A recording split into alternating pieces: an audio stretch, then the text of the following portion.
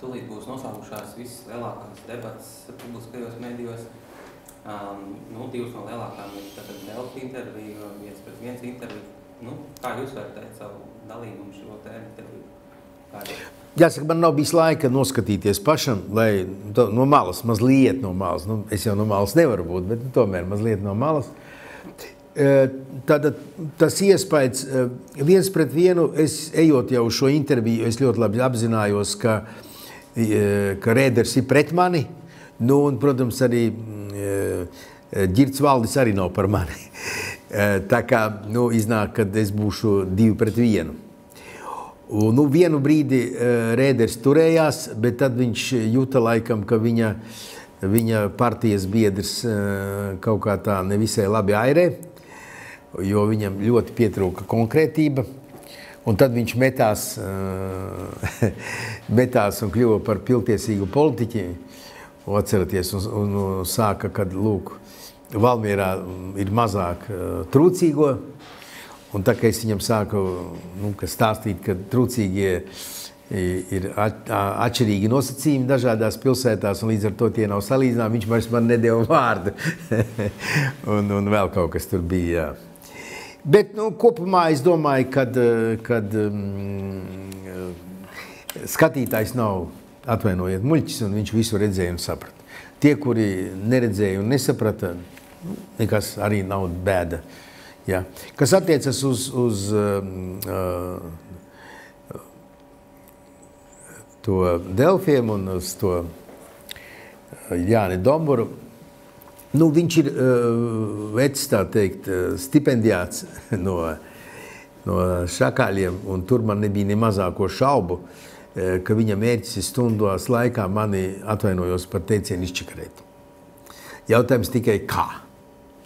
Man nebija ne mazāko šaubu, ka viņš nelīdīs iekšā pilsētas jautājumos, pašvaldības, tāpēc, ka tur, viņam būs grūti man izģērbt, droši vien, ka būs otrādi.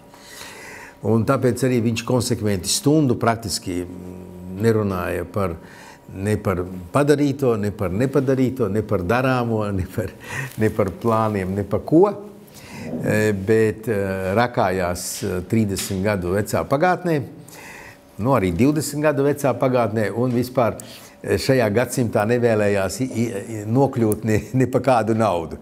Katru reizi, kad es mēģināju pārcelties uz 21. gadsimtu, es nebūs 17. gadu, bet uz 21. gadsimtu, visos gadījumos man tas tika liekts.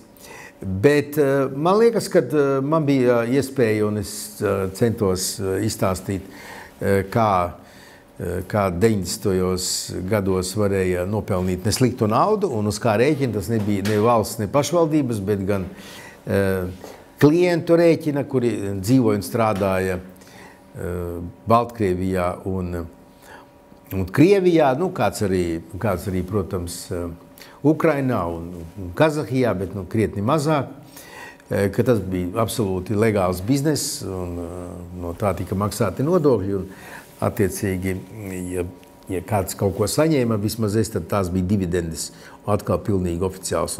Bet tajā brīdī, kad es to sāku stāstīt, tad, protams, man neļāva runāt. Ja? Tā.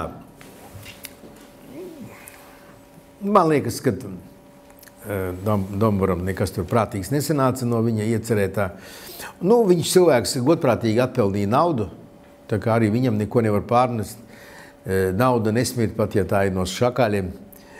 Un savukārt, tie eksperti tur, Grigorjevs, es domāju, viņš Ventspilī, ja ir bijis, tad varbūt 19. gadsimtā, un kaut ko saprot no Ventspils, varbūt pēc kādas Lubeņu vēstures grāmatas.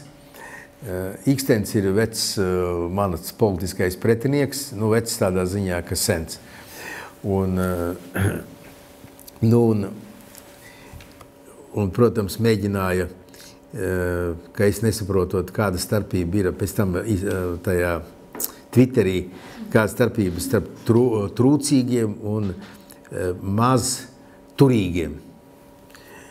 Tur profesors uzreiz Ikstens iekrita, tāpēc, ka nav tāda jēdziena turīgs.